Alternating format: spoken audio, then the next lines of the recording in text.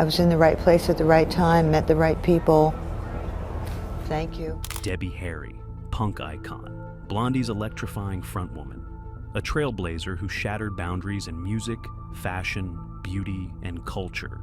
Before she became a global icon, Debbie Harry found herself in a life-threatening situation on the streets of New York City. A situation that would make every woman think twice about accepting a lift from a stranger.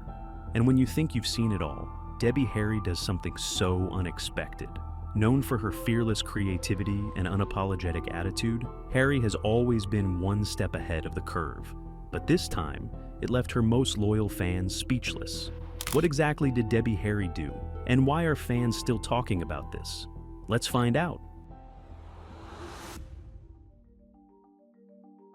Debbie Harry didn't just lead Blondie, she helped define an era. In the mid-1970s, punk rock was erupting from the underground clubs of New York City, with Blondie at the forefront of the movement. The band's fusion of punk, disco, and new wave was groundbreaking, and Debbie Harry's magnetic stage presence made her the face of this cultural revolution. Blondie's rise began in the iconic CBGB Club, a breeding ground for punk icons like the Ramones and Patti Smith.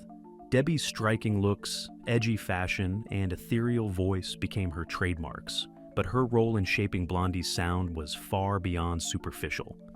On stage and in the studio, she was fearless in experimenting with unexpected genres. Chart toppers like Heart of Glass, which fused disco and punk, and of course, Rapture, which was the first song featuring rap to top the Billboard Hot 100. They showcased Harry's ability to innovate while staying true to Blondie's roots. "We never wanted to be one thing," Harry once explained in her interview with Rolling Stone in 2016. Blondie was about crashing through boundaries, musical, cultural, and creative. But Debbie Harry's impact wasn't limited to music. She was also a fashion and feminist icon. Her bold, androgynous style and unapologetic confidence rejected the era's traditional ideas of femininity. Vivienne Westwood, a pioneer of punk fashion, remarked in Vogue magazine, "Debbie wasn't just wearing punk, she was living it, breaking society's expectations with every move she made." Behind Harry's sequined outfits and razor-sharp cheekbones was an artist unafraid to challenge norms. While Blondie climbed to international fame, Harry used her platform to advocate for change, often weaving deeper social themes into the band's music. In Rapture, Harry not only introduced rap to a wider audience, but also celebrated New York's multicultural music scene. Journalist Ann Powers described in The Guardian, "Debbie wasn't afraid to risk alienation by blending genres many thought were incompatible. She was one of the first to prove music doesn't need walls." As Blondie's influence grew, so did Debbie Harry's image as a provocateur. She wasn't content to play by the rules, which often left critics scrambling to keep up. In a candid interview with Billboard, Harry admitted, "Most of the time, people didn't understand what we were trying to do until about 5 years later. But I was okay with that. I wanted to surprise people." While her music career was taking off, a single night in New York would change Debbie Harry's life forever, bringing her face to face with unimaginable danger.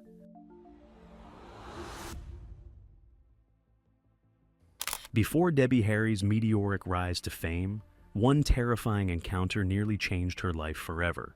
In her memoir, Face It, Harry recounted a night in the early 1970s in New York City, when she found herself in a dangerously close brush with death, an experience she later believed might have involved an infamous serial killer.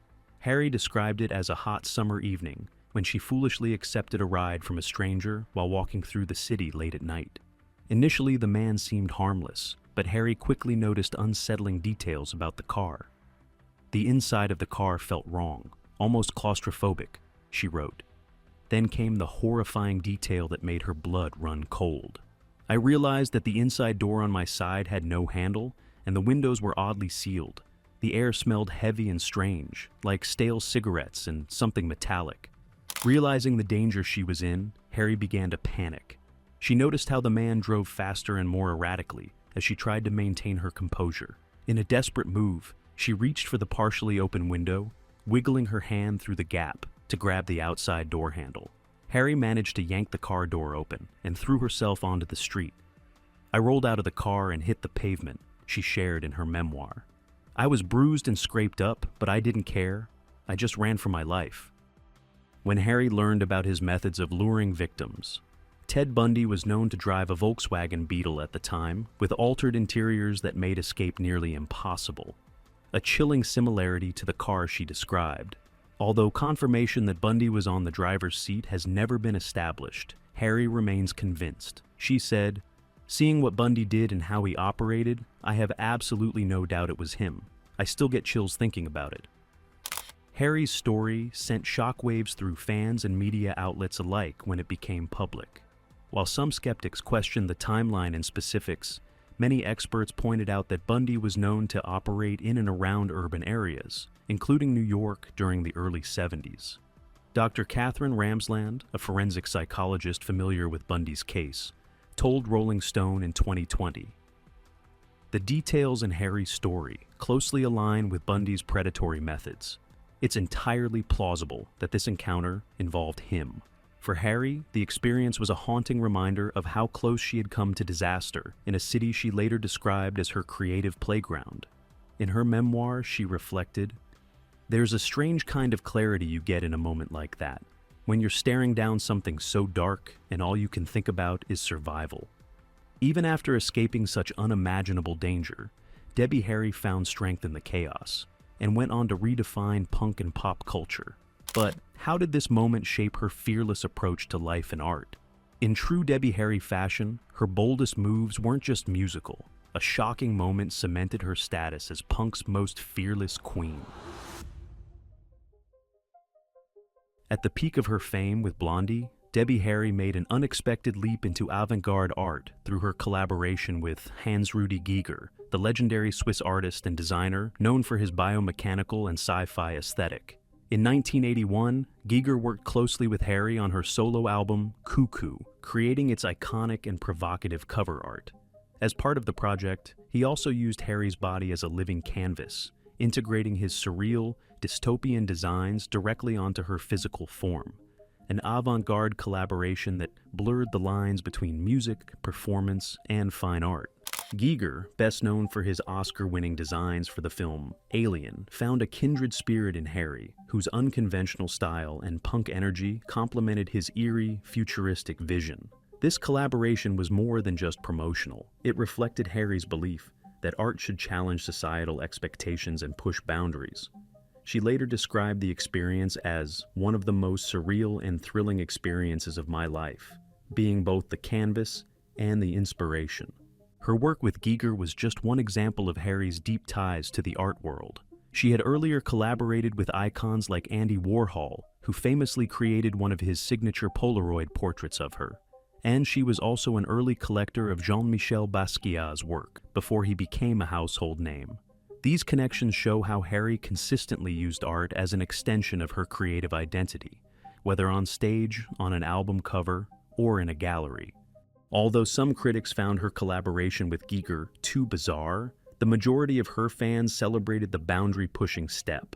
It highlighted her willingness to take risks and merge artistic disciplines that, at first glance, seemed worlds apart. In later interviews, Harry reflected on this moment. "Art should provoke, even unsettle. That's why I was drawn to Giger's work. It's powerful, strange, and unapologetic, much like the best punk music." This partnership with Giger was a defining moment in Harry's career, showcasing her ability to merge art and music in bold and unconventional ways. By allowing herself to become both the subject and the medium, she proved that taking risks and stepping out of one's comfort zone are essential for artistic growth. As scary as it can be to step outside your comfort zone, she later said, "It's the only way to truly evolve." Debbie Harry's artistic risks and bold choices didn't just make her a star, they reshaped the cultural landscape of punk, pop, and beyond. Her ability to experiment, blur genres, and challenge societal norms influenced countless artists and sparked movements that still resonate today. One of Harry's most trailblazing contributions was the way she bridged the gap between underground punk and mainstream pop.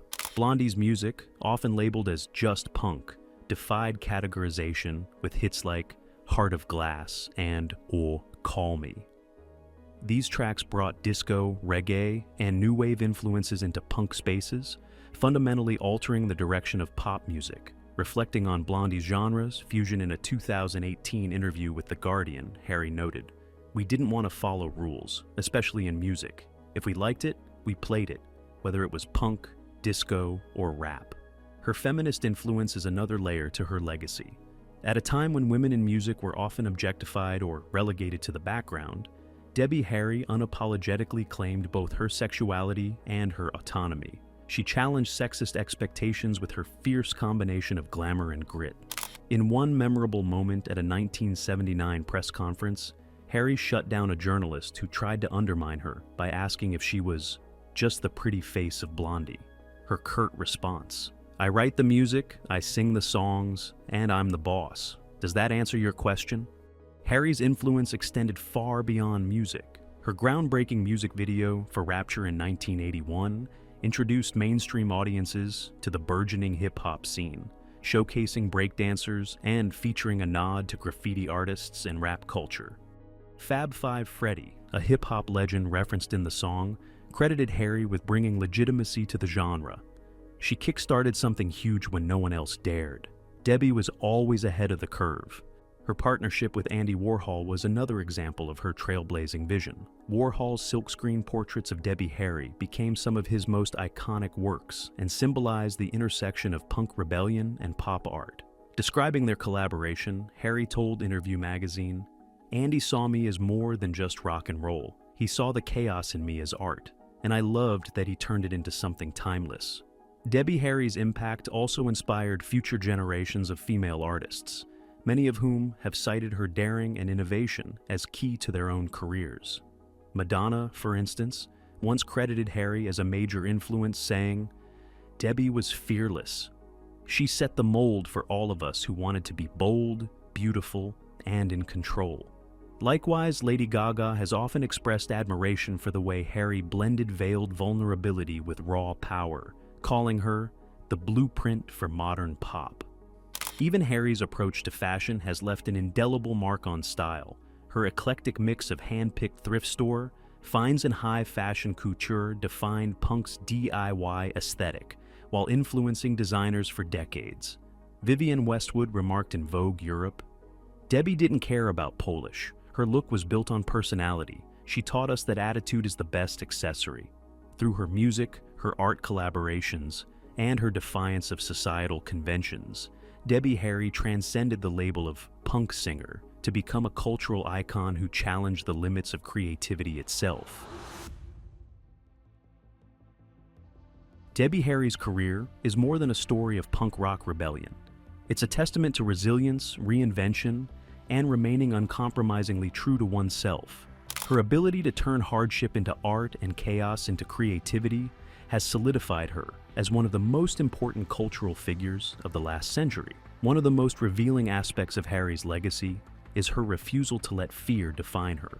In her memoir, Face It, she reflected on how close brushes with danger, from her chilling escape in New York to the unpredictable chaos of the punk scene, taught her to live courageously.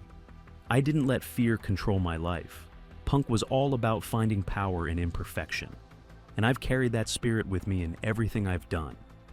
Harry's unapologetic ethos didn't just influence music and art, it also paved the way for conversations around survival and reinvention, particularly for women in male-dominated industries. As she aged in an industry notoriously obsessed with youth, Harry shattered the myth that punk was reserved for the young.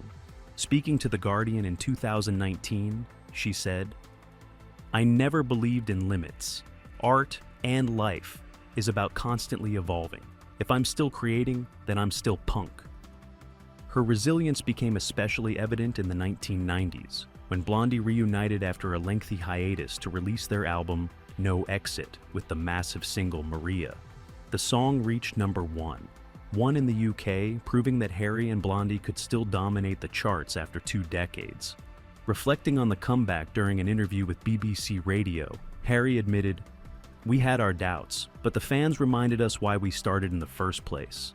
They showed us that Blondie was never just a moment, it was a movement." Her activism also remains a lesser-known but vital part of her legacy. Harry has long used her platform to advocate for women's rights and LGBTQ+ causes. Speaking at a benefit for LGBTQ+ youth in 2012, she said, "Punk wasn't just about music. It was about standing up for the people who didn't fit into the mainstream. That spirit has always guided me." Harry's influence continues to ripple through modern music and fashion, with artists like Miley Cyrus, Charlie XCX, and Saint. Vincent frequently naming her as inspiration. Describing what makes Harry iconic, Charlie XCX told Rolling Stone, "She's not just an artist, she's a mood. Debbie Harry taught us all to be unapologetically ourselves." As she reflects on her decades-long career, Harry maintains the same grounded yet rebellious energy that has always defined her. In an interview with Pitchfork in 2021, she left fans with a piece of wisdom. "Don't let anyone tell you who you should be. The best art is the kind you create for yourself.